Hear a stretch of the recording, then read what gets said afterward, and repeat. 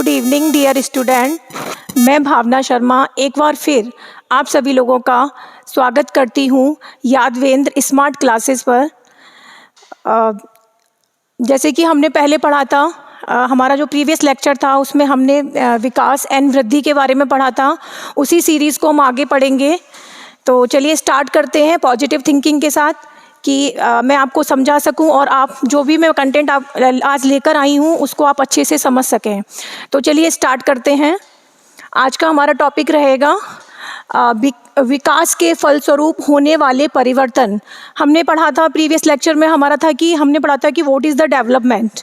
ठीक है, हमने वो समझा और what is the differences of development and growth.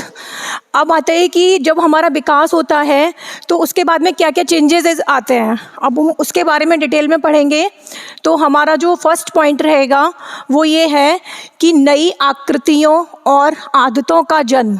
ये हमारे 4 पॉइंट हैं जो एक हमारी लेडी साइकोलॉजिस्ट हुई थी जिनका नाम था हरलॉक। उन्होंने ये 4 पॉइंट दिए थे कि जब बच्चे का विकास हो रहा है तो उसमें धीरे धीरे उसमें क्या परिवर्तन हो रहे हैं, उसी के बारे में हम पढ़ रहे हैं। तो फर्स्ट हमारा पॉइंट है नई आकृतियों और आदतों का जन्म।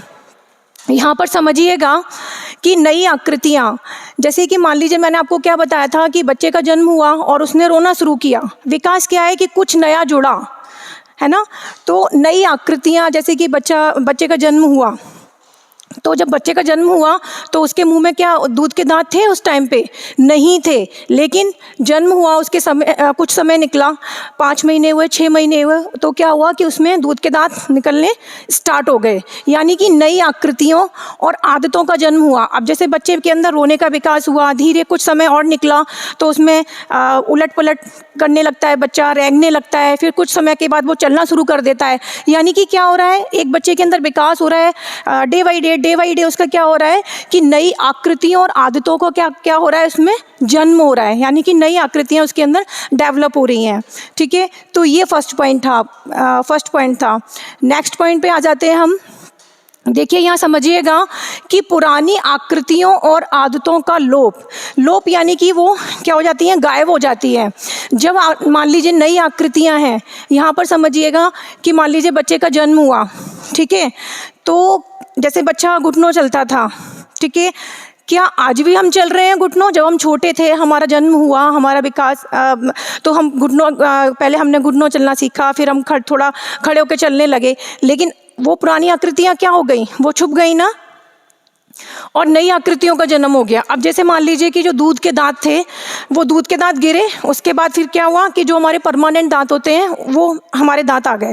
ठीक है, तो वही ये विकास का सिद्धांत हमें बताता है, विकास के जो परिवर्तन हमें बताता है कि जो पुरानी आकृतियां होती हैं उनका क्या हो जाता है, लोप हो जाता है, और नई आकृतियों का क्या हो जाता है, यहाँ पर विकास हो जाता है, नई आकृतियां आ जाती हैं। जैसे कि दूध के दांत गिरे और हमारे परमानेंट जो दांत होते हैं उनका विकास हो गया। ठीक है, तो नेक्स्ट है हमारा अनुपात में परिवर्तन।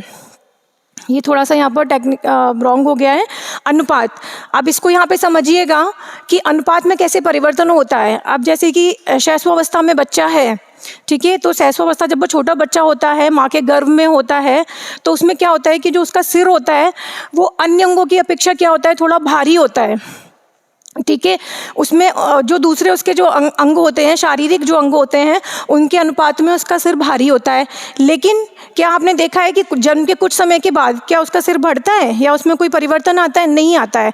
उसके दूसरे अंग बढ़ते हैं, जैसे कि उसके हाथों की लंबाई बढ़ रही है, पैरों की लंबाई बढ़ रही है, लेकिन सिर का विकास इतना नहीं होता है। तो यानी कि अनुपात में परिवर्तन होता है, ऐसे नहीं है कि सिर बढ़ता ही जा रहा है या हाथ पैर बढ़ते ही जा रहे हैं। तो एक रेशियो होता है, उसको एक विकास क्या करता है, फॉलो करता है। ठीक है, 4th पॉइंट है हमारा लंबाई, चौड़ाई और वजन में क्या होता है, परिवर्तन होता है। मान लीजिए एक बच्चा है, ठीक है, उसका जन्म हुआ, तो उस टाइम पे थोड़ा सा उसका विकास हुआ, फिर धीरे धीरे चलते जा रहा है, महीने जैसे जैसे उसके महीने निकल रहे हैं तो वो क्या हो रहा है, धीरे धीरे उसकी लंबाई भी बढ़ रही है, चौड़ाई भी बढ़ रही है, उनके वजन में भी परिवर्तन आ रहा है कि आज इतना वेट था, 2 महीने के बाद थोड़ा सा वजन आपका वेट और बढ़ गया। तो यानी कि धीरे धीरे उसमें परिवर्तन हो रहा है। तो यानी कि जो बच्चे ने जन्म लिया और उसमें जो भी परिवर्तन हुए हैं उसी को ये बताता है कि विकास के फलस्वरूप ये सारे परिवर्तन हमें एक बच्चे के अंदर देखने को मिलते हैं। तो यही होता है हमारा विकास। विकास, ये एकदम सटीक पॉइंट थे जो लेडी हरलॉक ने विकास के बारे में बोले थे। आई होप कि आप लोगों को समझ में आया होगा कि क्या होता है विकास और कैसे होता है। ठीक है, नेक्स्ट हम चलेंगे,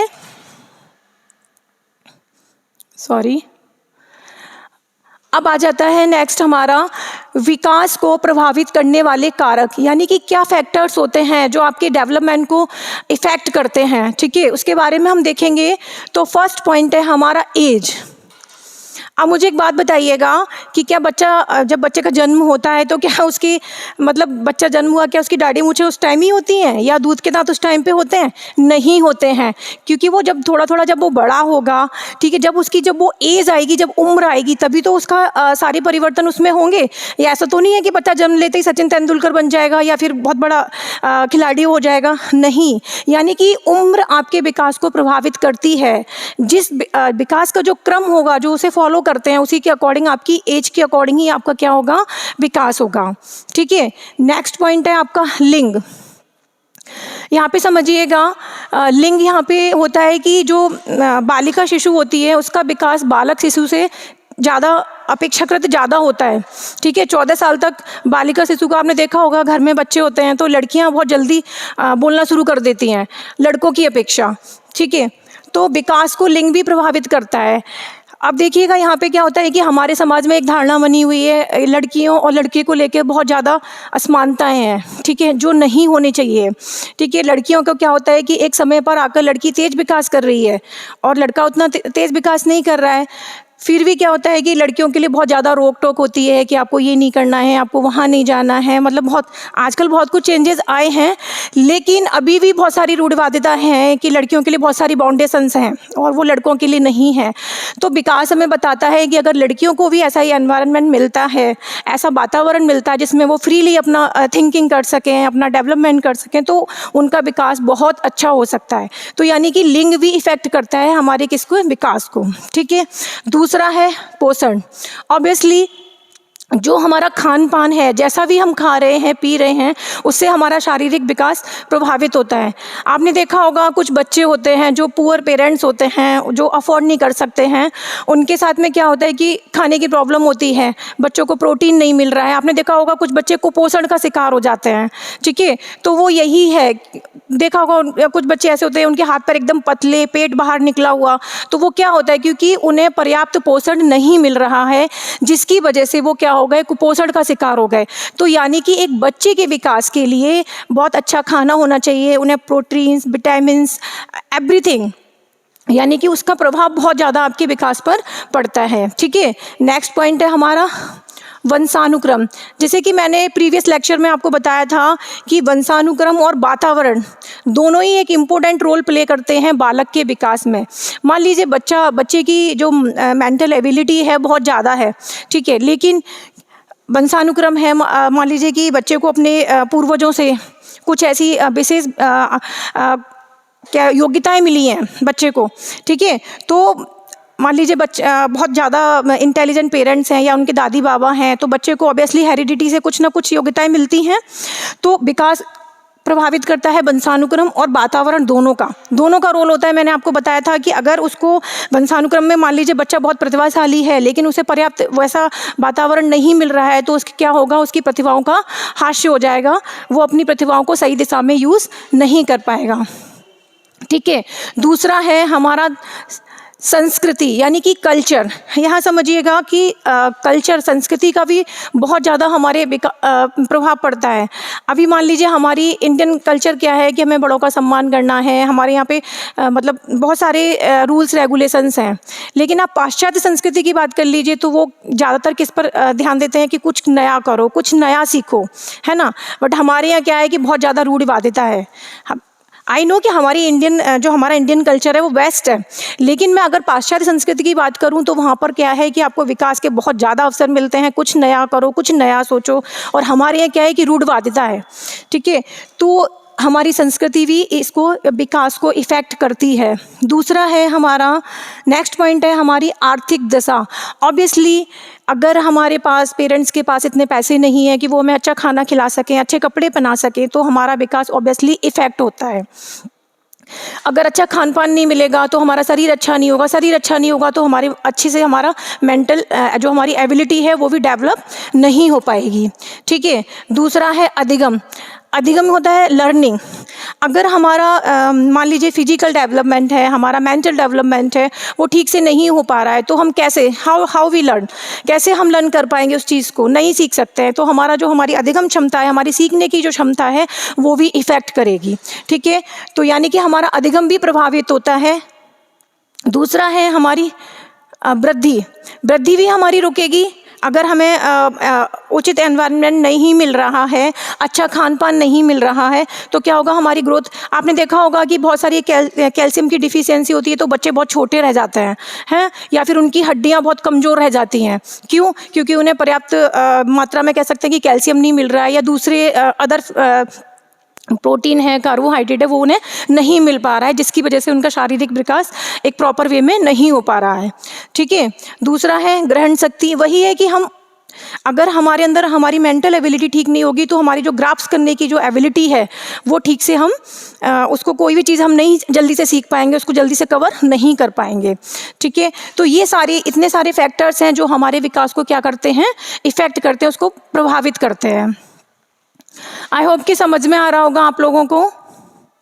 नेक्स्ट हम चलेंगे, ये हमारा विकास यहाँ पर कंप्लीट हो गया है। अब हमारे सामने नेक्स्ट टॉपिक आता है बाल विकास की अवस्थाएं, स्टेजेस ऑफ चाइल्ड डेवलपमेंट।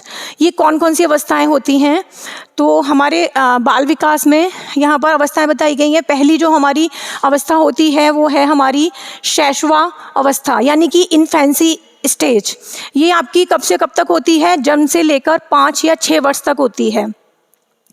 इससे पहले अवस्था होती है गर्भावस्था, जब बच्चा क्या होता है, माँ के गर्भ में होता है। ठीक है। उसके बाद जब बच्चे का जन्म होता है तो वहाँ से जन्म से ही उसकी अवस्था शुरू हो जाती है शैशवावस्था। एक बहुत ही इंपॉर्टेंट क्वेश्चन है जो कई बार यूपी टेट, सी टेट और एग्जाम में आया है कि बच्चे का विकास कहाँ से स्टार्ट होता है। तो वहाँ पर जो स्टूडेंट्स होते हैं वो ज़्यादातर गलतियाँ करते हैं, वो शैशवावस्था लगा देते हैं। नहीं, बच्चे का विकास तो स्टार्ट हो चुका है कहाँ से? गर्भावस्था से स्टार्ट हो चुका है। आपने देखा, मैंने प्रीवियस लेक्चर में आपको बताया था कि पहला 1 मंथ होगा, मतलब बहुत छोटा पॉइंट होगा, धीरे धीरे तो वो क्या हो रहा है, वो विकास ही तो हो रहा है ना। तो बस वही है। तो हमारी सबसे जो हमारी पहली जो अवस्था है वो है हमारी शैशवावस्था, जो जन्म से लेकर 5 या 6 वर्ष तक मानी जाती है। दूसरी हमारी है बाल्यावस्था, जो हमारी 6 से लेकर 11 वर्ष तक है। तीसरी हमारी होती है किशोरावस्था, जो 12 से 18 वर्ष तक होती है। एंड फोर्थ है हमारी प्रौढ़ावस्था, जो 18 वर्ष के बाद 18 वर्ष तक या उसके बाद तक मानी जाती है। ठीक है। तो आज हम यहाँ पे पहले शैशवावस्था के बारे में पढ़ेंगे कि what is the infancy age. ठीक है। तो चलिए स्टार्ट करते हैं यहाँ पे शैशवावस्था, जो क्या होता है कि जीवन का सबसे महत्वपूर्ण काल। क्यों कहते हैं हम शैशवावस्था को? ये हमारे जीवन का एक महत्वपूर्ण काल है। ठीक है। क्योंकि आपने देखा होगा कि एक हमारे जो बुजुर्ग लोग हैं या फिर हमारे आसपास लोग कहते हैं कि जैसे बच्चे को आप ढालोगे बच्चा वैसा ही बन जाएगा। जैसे संस्कार आप उसे दे रहे हैं, जैसा भी जो भी वातावरण उसे मिल रहा है वो बिल्कुल वैसा ही बनेगा। ठीक है। तो शैशवावस्था को इसीलिए बहुत ही इम्पोर्टेंट पीरियड ऑफ लाइफ माना गया है कि ये बहुत ही आपकी लाइफ का एक बहुत ही इम्पोर्टेंट पीरियड होता है। ठीक है। अब यहाँ पे कुछ डेफिनेशंस दी गई हैं साइकोलॉजिस्ट के द्वारा, जैसे कि फ्राइड का कथन था कि मनुष्य को जो कुछ बनना होता है वह प्रारंभ के 4 या 5 वर्षों में ही बन जाता है। अब इस डेफिनेशन को हम समझेंगे। अब ऐसा नहीं है कि मनुष्य को जो कुछ बनना होता है, मनुष्य यानी कि यहाँ बच्चे से मतलब है कि वो 4-5 साल में डॉक्टर बन जाएगा या इंजीनियर बन जाएगा। यहाँ पर ये मतलब नहीं है। यहाँ पर ये फ्राइड का कहना है कि कहते हैं ना कि पूत के पाँव पालने में दिखने लग जाते हैं। अब मान लीजिए 22 वर्ष बच्चे में कोई ऐसी योग्यता है, ठीक है, जैसे कि उसे या तो बहुत अच्छा गाना गाता है या बहुत अच्छी वो ड्राइंग करता है, और ठीक है, तो वही बता रहा है कि बच्चे में कुछ ना कुछ ऐसी योग्यता होती है जो स्टार्टिंग में ही हम देख सकते हैं उस चीज़ को कि बच्चे को इस चीज़ में रुचि है। तो वही फ्राइड कहते हैं कि फ्राइड कहते हैं कि मनुष्य को जो कुछ बनना है, जबकि 4-5 साल में जो बच्चे का हमें उसे पता चल जाता है कि हमारे बच्चे का किस चीज़ में इंटरेस्ट है या वो किस चीज़ में जाना चाहता है। ठीक है। तो वही ये यहाँ पर बताना चाहते हैं कि 5 साल के वर्षों में ही वो बन जाता है, यानी कि हमें उसकी क्या रुचि है, किस फील्ड में वो प्रोग्रेस करेगा, उसके बारे में हमें पता चल जाता है। दूसरी डेफिनेशन है, एडलर ने कहा है कि शैशवावस्था द्वारा जीवन का पूरा क्रम निश्चित होता है। ऑब्वियसली क्या होता है कि शैशवावस्था, मान लीजिए कि बचपन में ही मेरे अंदर योग्यता है, बहुत अच्छी मैं मतलब ड्राइंग बनाती हूँ, या बहुत अच्छा गाना गाते हैं, या फिर मेरे अंदर दूसरी कोई योग्यता है, मुझे ड्रम बजाना बहुत अच्छा लगता है, या कुछ है, तो यानी कि उसी के द्वारा आपका पूरा जीवन का क्रम निर्धारित हो जाता है। आप देखिएगा, छोटा बच्चा है, आपको जैसा एटमॉस्फेयर उसको मिलता है, अगर घर में कलहपूर्ण वातावरण है या फिर बहुत शांतिप्रिय वातावरण है, तो दोनों बच्चों में आप देखेंगे कि वही इफेक्ट जाता है। जैसा बच्चा अपने से बड़ों में देखता है, वैसा ही उस चीज़ को फॉलो करता है, और वैसा ही वो आगे पूरा उसका क्रम निर्धारित होता हुआ चला जाता है। तो एडलर का कहना था कि शैशवावस्था एक इतना इम्पोर्टेंट काल है कि वही निर्धारित करता है कि हमारे जीवन का क्रम क्या होगा। इसी से मुझे एक साइकोलॉजिस्ट हुए थे वॉटसन, उनका कहना था कि मुझे कोई भी बच्चा दे दो, एक छोटा बच्चा मुझे दे दो, और बताओ मैं उसे क्या बना दूं, या डॉक्टर बना दूं, इंजीनियर बना दूं, या कुछ और बना दूं। अब बताइए कि उनके इस कथन के पीछे क्या लॉजिक था। सिर्फ इतना ही लॉजिक था कि वो कहते हैं कि बच्चा क्या होता है, एक कोरे घड़े की तरह होता है, और ये हमारे ऊपर डिपेंड करता है कि हम उसे कैसे संस्कार दे रहे हैं, हम उसे कैसा बना रहे हैं, कैसा उसे वातावरण दे रहे हैं, कैसी उसकी योग्यताओं का विकास हो पा रहा है या नहीं हो पा रहा है। इट डिपेंड्स, आपने देखा होगा, ये हमारे ऊपर निर्भर करता है। तो इसीलिए बोला गया है कि शैशवावस्था जीवन का एक बहुत ही महत्वपूर्ण काल है। ठीक है, तो ये वॉटसन का कथन बहुत ही उपयुक्त, मतलब बहुत ही अप्रोप्रिएट लगता है कि हाँ, उन्होंने बहुत अच्छा कहा था कि जैसा जैसा बच्चा स्टार्टिंग में होता है, जैसे संस्कार उसे मिलते हैं, वो वैसा ही बनता हुआ चला जाता है। ठीक है, तो आई होप कि आपको समझ में आया होगा कि क्या होती है शैशवावस्था। नेक्स्ट चलेंगे हम। अब जो शैशवावस्था होती है उसकी प्रमुख कुछ कैरेक्टरिस्टिक्स होते हैं, कुछ की फीचर्स होते हैं, जिसके बारे में हम थोड़ा यहाँ पे डिस्कस करेंगे। फर्स्ट पॉइंट है जिज्ञासा प्रवृत्ति। आपने देखा होगा, हम थोड़ा रट्टाफिकेशन से थोड़ा सा निकलेंगे और अपनी रियल लाइफ से कनेक्ट करते हुए पढ़ेंगे, क्योंकि हम सबके घर में बच्चे होते हैं और हम सब ने देखा होता है। तो मान लीजिए आपके घर में एक छोटा बच्चा है, ठीक है, वो उसके अंदर कितनी क्यूरियोसिटी होती है हर चीज़ को जानने की। ठीक है, ये क्या है मम्मा, ये क्या है पापा, ये क्या है, ये क्यों होता है ना। तो वो एक बच्चा होता है जो शैशवावस्था में होता है, वो बहुत सारे क्वेश्चन करता है, और हमारा ये फ़र्ज होता है कि उसकी जो भी वो पूछ रहा है, हमें उसकी जिज्ञासा को शांत करना होता है।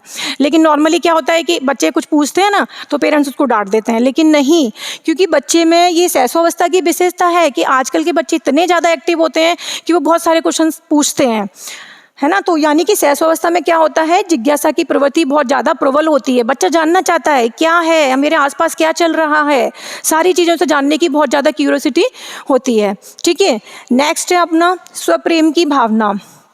बच्चा क्या करता है कि बच्चे को लगता है कि सारा अट्रैक्शन, चाहे वो उसके पेरेंट्स का हो, चाहे भाई बहन का हो, उसके प्रति हो, है ना।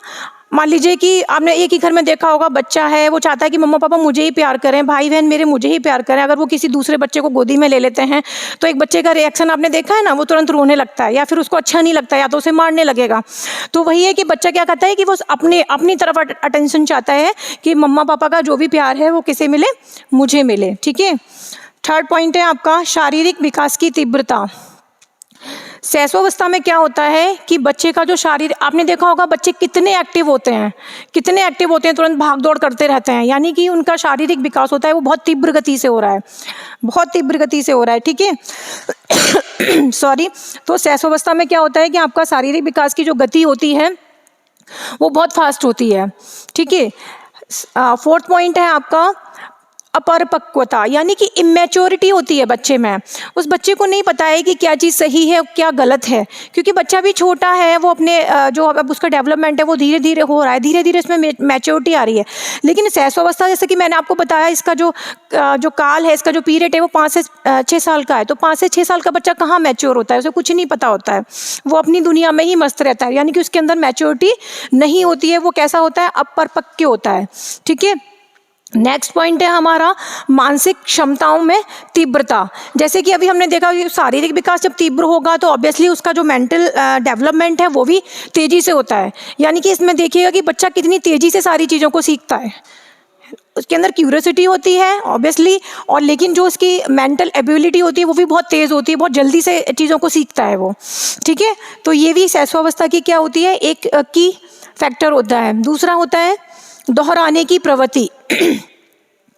आपने देखा होगा कि बच्चा बड़ों का अनुकरण करता है, यानी कि जो भी आप बोल रहे हैं ना, बच्चा वही बोलना शुरू कर देता है। वो अपने भाई को देखेगा, अपनी बहन को देखेगा, वो कैसे बात कर रहे हैं, अच्छा कर रहे हैं तो भी उसे दोहराएगा, या फिर कभी कुछ भी गलत बोल रहे हैं या अब्यूजिंग वर्ड का यूज़ कर रहे हैं तो भी वो उसको क्या करता है, दोहराने लगता है। यानी कि बच्चे के अंदर क्या होती है, नकल करने की प्रवृत्ति ज़्यादा होती है। वो जैसा बड़ों को देखेगा वो वैसा ही करना शुरू कर देता है। ठीक है, तो ये वही है कि दोहराने की प्रवृत्ति उसमें बहुत ज़्यादा होती है। 7वां पॉइंट है हमारा सीखने में तीव्रता। वही मैंने बताया कि जब बच्चे का शारीरिक और मानसिक विकास तेजी से हो रहा है तो उसमें क्या होगा, उसके सीखने की जो क्षमता है वो बहुत तेज होगी, यानी कि वो हर चीज़ को बहुत जल्दी जल्दी सीखेगा, बहुत जल्दी जल्दी उस चीज़ को कवर करेगा। ठीक है, नेक्स्ट पॉइंट है हमारा नैतिक भावना का अभाव। अब जो बच्चा है जो 4 से 5 साल की एज में है, उसको नहीं पता है कि क्या सही है क्या गलत है। ये पेरेंट्स उसके बताते हैं, उसे जैसे संस्कार देते हैं कि बेटा ये चीज़ गलत है, झूठ बोलना गलत बात है, सच बोलना चाहिए। ये सारे संस्कार उसे कहाँ से मिल रहे हैं, परिवार से मिल रहे हैं। तो यानी कि बच्चे को नहीं पता है, उसके अंदर कुछ नहीं, नैतिकता नहीं होती है, उसको लगता है कि सारे खिलौने मेरे हैं। ठीक है, वो दूसरों से कभी कभार शेयर भी नहीं करता है। तो यानी कि इसमें क्या होता है, अच्छे बुरे का ज्ञान नहीं होता है, नैतिकता का अभाव होता है। ठीक है, नेक्स्ट पॉइंट है संवेगों का प्रदर्शन। आपने देखा होगा कि छोटा बच्चा होता है, न्यूबॉर्न बेबी है, मान लीजिए वो रो रहा है, वो बोल तो पाता नहीं है लेकिन रो रहा है। वो अपने, मान लीजिए उसे भूख लगी या कुछ उसे तकलीफ हो रही है, पेट में दर्द है, या तो क्या करता है, वो बोल तो पाता नहीं है, वो रोकर ही बताता है। यानी कि वो रोकर अपनी माँ का ध्यान अपनी ओर आकर्षित करता है। तो संवेगों का प्रदर्शन क्या बताता है हमें कि बच्चा मान लीजिए रो रहा है और नहीं सुना है, तो आपने देखा होगा कभी कभी बच्चे बहुत ज़्यादा मतलब रोने लगते हैं, चीखने लगते हैं गला फाड़ फाड़ के कि कोई सुन ले हमारी बात, है ना। तो वही है कि संवेगों का प्रदर्शन बहुत तीव्र करते हैं। ठीक है, बहुत ज़्यादा संवेगों का, आपने देखा होगा जरा सा आप डांट दीजिए तो तुरंत रोने लगते हैं बच्चे, है ना। तो उनके अंदर क्या होता है कि बहुत ज़्यादा वो होता है। आपने देखा होगा कि मम्मी पापा का कोई वैसा वीडियो चल रहा हो या कुछ होता है, बच्चे तो इमोशनल हो जाता है। तो यानी कि उनमें संवेगों की अस्थिरता होती है, बहुत जल्दी जल्दी उनके संवेग क्या होते हैं, परिवर्तित होते रहते हैं। ठीक है, दूसरा है सामाजिक भावना का विकास। बच्चा क्या करता है इस एज में, क्या होता है, इसे खिलौने की एज भी कहते हैं, कि छोटा बच्चा होता है वो खेलता है अपने फ्रेंड्स के साथ, एक उसका ग्रुप होता है। तो जब वो ग्रुप में खेलेगा या स्कूल में जाता है तो वहाँ क्या होता है कि वो बहुत सारे स्टूडेंट से मिलता है, बहुत सारे बच्चों से मिलता है, तो अपना फ्रेंड बनाएगा, है ना। तो क्या हो रहा है कि वो जैसे कि हमारे अपनी एक उसमें फ्रेंड बनाए, किसी बच्चे को बनाया, स्कूल गया, अपने आसपास के आस पड़ोस के लोगों को गया, पार्क में गया, तो क्या हो रहा है उसमें सामाजिक विकास हो रहा है। ठीक है ना, क्योंकि दूसरे बच्चों के साथ उसकी मित्रता हो रही है और वो सीख रहा है कि कैसे हमें दूसरे बच्चों के साथ में व्यवहार करना है या क्या करना है। तो ये सारा सामाजिक विकास हो रहा है उसका। ठीक है, 11वां पॉइंट है जो बहुत ही इंपॉर्टेंट पॉइंट भी है, मूल प्रवृत्त्यात्मक व्यवहार। छोटा बच्चा होता है उसमें उसका जो व्यवहार होता है वो मूल प्रवृत्तियों पर आधारित होता है। मूल प्रवृत्तियां क्या होती हैं, हमारे एक साइकोलॉजिस्ट हुए हैं मैकडूगल, उन्होंने 14 मूल प्रवृत्तियां बताई थी जो हम आगे पढ़ेंगे। तो मूल प्रवृत्तियां होती हैं जैसे कि बच्चे को जब छोटा बच्चा है, शैशवावस्था में है, जैसे उसे भूख लगेगी तो वो क्या करेगा, रोएगा, यानी कि रोने की प्रवृत्ति है उसके अंदर। पेट में दर्द है तो भी वो रो के बताएगा। ठीक है, देखिए कि अभी एक छोटा बच्चा होता है, अगर उसके आंखों पे तीव्र प्रकाश पड़ता है या लाइट पड़ती है तो वो क्या करता है, अचानक से उसे बंद कर लेता है आंखों को, है ना। तो वही है कि यानी कि बच्चे का जो व्यवहार होता है वो मूल प्रवृत्तियों पर आधारित होता है। भय और क्रोध ही, कभी कभार आपने देखा होगा बच्चा थोड़ी सी आवाज़ होती है एकदम से डर जाता है, तो ये क्या है, ये उसकी सारी मूल प्रवृत्तियाँ हैं। ठीक है, आई होप कि आपको समझ में आ रहा होगा। नेक्स्ट हमारा आ जाता है कि जो शैशवावस्था जो बहुत ही इम्पोर्टेंट एक स्टेज होती है, तो उसमें बच्चे की शिक्षा कैसी होनी चाहिए, कि हम कैसे हम उसे एजुकेट कर सकते हैं अच्छे से। ठीक है, तो वो है कि सबसे पहला हमारा पॉइंट आ जाता है कि पालन और पोषण, यानी कि जो बच्चे की अपब्रिंगिंग है वो बहुत अच्छी होनी चाहिए। ठीक है, उसका पालन पोषण बहुत अच्छे से होना चाहिए, उसे अच्छा खाना मिलना चाहिए, अच्छा वातावरण मिलना चाहिए जिससे कि उसका विकास हो सके। दूसरा पॉइंट है हमारा अनुकूल वातावरण। जैसे मैंने बताया कि उसे अगर अच्छा वातावरण मिलेगा, शांतिपूर्ण वातावरण होगा, तो वो अच्छे से अपना विकास कर पाएगा। नेक्स्ट है वात्सल्यपूर्ण व्यवहार। आपने देखा होगा कि कई बार घरों में क्या होता है कि बच्चों को बहुत बैडली ट्रीट करते हैं, है ना, कि बच्चा कुछ पूछ रहा है तो उसे डांट दिया कि तुम अभी जाओ, या फिर कभी कभार हम देखा होगा कि हम बहुत नेगेटिव वर्ड्स का यूज़ करते हैं, बच्चे को गधा या कुछ भी बोल देते हैं कि तुम तो डम हो या तुम ऐसे ही नहीं कर पाओगे। नहीं, हमें कभी भी बच्चों को ऐसे नहीं बोलना होता है, हमें हमेशा उसे प्यार से समझाना होता है, क्योंकि साइकोलॉजी ये मानती है, जो बाल विकास है वो ये मानता है कि अगर हम बच्चों को ऐसे शब्दों का यूज़ कर रहे हैं तो उसका बच्चे के व्यक्तित्व पर बहुत बड़ा प्रभाव पड़ता है। तो कभी भी हमें नेगेटिव जो भी वर्ड्स हैं उसका यूज़ नहीं करना है, ठीक है। दूसरा है फोर्थ पॉइंट है हमारा उत्तम आदतों का निर्माण। क्या होता है कि छोटा बच्चा होता है, हम जैसा जैसा उसे सिखाएंगे वो वैसा वैसा ही करता जाएगा। मान लीजिए एक बच्चा है गांव के परिवेश से आया है जहाँ वो थोड़ा गंदगी में और उसमें रहता है, और एक है जो शहर में रहता है, तो आप जैसी जैसी उसे आदतें डालोगे वो वैसा ही बनता जाएगा, ठीक है। तो हमें क्या करना होता है कि शैशवावस्था में जो हमें शिक्षा देनी होती है उसके अकॉर्डिंग हमें क्या हो रहा है, बच्चे में बहुत अच्छी आदतों का निर्माण करना होता है। नेक्स्ट है आपका मानसिक क्रियाओं के अवसर। बच्चे को क्या होता है कि हम कभी कभार इतना वो कर लेते हैं कि सब कुछ पेरेंट्स कुछ करने नहीं देता है, लेकिन नहीं, ऐसा नहीं होता है। हमें क्या करना होता है कि बच्चे को कुछ क्रिएटिव यानी कि कुछ नया उन्हें करने दे। कई बार आपने देखा होगा कि प्रतिभाशाली बच्चा होता है, वो आम बच्चों की तरह क्या है, खिलौने से खेलता नहीं है, खिलौने को तोड़ेगा, देखेगा कि इसके अंदर क्या है, उसका अस्थि पंजर तोड़ के निकाल देगा, यानी कि उसके अंदर एक क्यूरियोसिटी होती है कि इसके अंदर है क्या। तो ये हमें कभी कभार ऐसे प्रतिभाशाली बच्चे होते हैं जिनके साथ में ऐसा होता है, तो उन्हें हमें मानसिक क्रियाएं जो उनकी हैं उनके लिए अपॉर्चुनिटी देनी चाहिए, यानी कि उन्हें करने देना चाहिए जो वो करना चाह रहे हैं, ठीक है। नेक्स्ट हो जाता है जिज्ञासा की संतुष्टि। जैसे मैंने बताया था कि कभी कभार बच्चा क्या होता है, बहुत कुछ जानने की कोशिश करता है कि ये ऐसे क्यों हो रहा है, ये वैसे क्यों हो रहा है, they have lot of questions. तो ये हमारी ड्यूटी होती है कि जो भी वो पूछ रहे हैं हमें उन्हें उसकी जिज्ञासा को शांत करना है, उन्हें बताना है कि हाँ इसका ये ऐसे, इसका रीज़न ये है या इसके पीछे ये लॉजिक है, ठीक है। नेक्स्ट है आपका करके सीखने की महत्ता। मैंने बताया ना कि बच्चे को ये नहीं कि हम कर देंगे, उसे कुछ नया करने के लिए उसे अपने आप खुद से करने दो, जिससे कि वो सीख सके कि नई चीज़ों को कैसे इन्वेंट करना है, क्या करना है, यानी कि खुद उसे करने पर जोर देना चाहिए। नेक्स्ट है आपका व्यक्तिगत भिन्नता। ऑब्वियसली मैंने आपको बताया था कि सारे बच्चे एक से नहीं होते हैं, किसी का आईक्यू लेवल बहुत तेज़ होता है, किसी का लो होता है और किसी का मीडियम होता है, ठीक है। तो ये व्यक्तिगत भिन्नताएं होती हैं जो सारे बच्चों में पाई जाती हैं। तो इससे भी आपका क्या होता है, जो शैशवावस्था होती है उसमें हमें बहुत ध्यान रखना होता है। अब हम चाहेंगे कि एक औसत एज का बच्चा है या औसत इसकी जो मेंटल लेवल है वो मतलब ठीक ठाक है ना, ज़्यादा कम है ना, अब हम उसे चाहेंगे कि वो डॉक्टर बन जाए, इंजीनियर बन जाए, हम बहुत ज़्यादा उससे हमारी आशाएं हैं, तो वो उसको पूरा नहीं कर पाएगा क्योंकि वो उसका मेंटल लेवल इतना नहीं है। तो इस चीज़ को भी हमें समझना होता है, ठीक है। वार्तालाप के अवसर देने चाहिए। हाँ, ऑब्वियसली कि क्या होता है कि बच्चों से हम बातें करते हैं तो बच्चे उस चीज़ को हम बहुत सारी बातें हमसे शेयर करते हैं। अगर हम नहीं करते हैं, उन्हें अवसर नहीं देते हैं कि आप अपनी बात को भी रखो, कई सारे फैमिलीज ऐसे होते हैं जहाँ पर बच्चों से बातें नहीं की जाती हैं, ठीक है। तो यानी कि बच्चों के साथ एक फ्रेंडली बिहेव होना चाहिए, कि उनसे बातचीत करनी चाहिए कि वो क्या कहना चाह रहे हैं या फिर उनका पॉइंट ऑफ व्यू क्या है किसी भी चीज़ को लेके, ठीक है। एंड लास्ट पॉइंट है आपका शिक्षा में संगीत का समन्वय, आई थिंक। तो यानी कि आपकी जो शिक्षा है, जो शैशवावस्था में जो शिक्षा होती है उसमें म्यूजिक भी होना चाहिए, ठीक है। तो ये था आपका शैशवावस्था। आई थिंक कि मैंने आपको अच्छे से समझाया होगा। तो आज के लिए बस इतना ही है, आगे हम दूसरी सीरीज स्टार्ट करेंगे। आई होप कि आपको समझ में आया होगा। अगर समझ में आया है तो प्लीज़ इसे लाइक करें, शेयर करें और कमेंट करें।